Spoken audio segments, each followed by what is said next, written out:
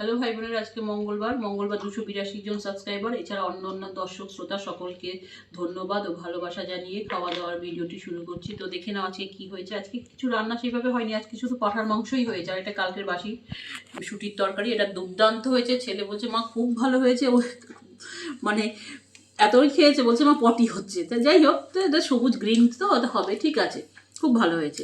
আর আলু ভাতে আজকে কুকুরটাকে ইঞ্জেকশন দেওয়া করানো হয়েছে। তো ভাই বোনেরা, ও তো 4 মাস বয়স হলো মোটামুটি, তো আজকে ওকে ইঞ্জেকশন দিতে নিয়ে গেছিলো, এই জন্য আর বাজার ফাজার সবজি ফবজি কিছু হয়নি।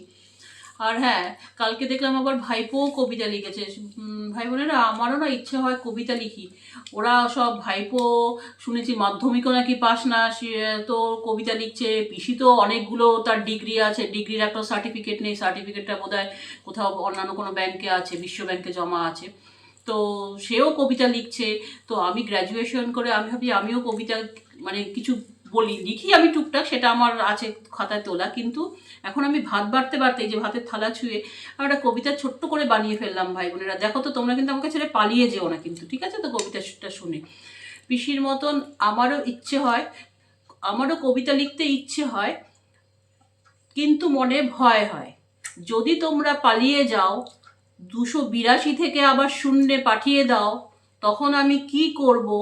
পিসির মতোই ফোন দিয়ে আটবো। আচ্ছা বলো তো ভাই বোনেরা, এটা কেমন হলো?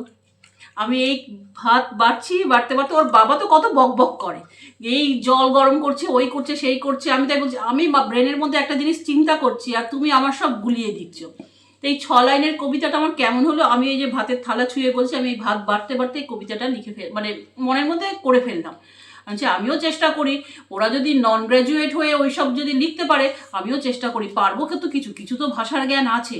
তো যাই হোক ভাই বোনেরা, ছেড়ে কিন্তু পালিয়ে যেও না, সত্যি সত্যি ওই পালিয়ে যেও না আছে কথাটা, ওইটা কিন্তু আবার মানে পালিয়ে যাও না, সত্যি সত্যি পালিয়ে যাও না, আমার পাশে থেকো।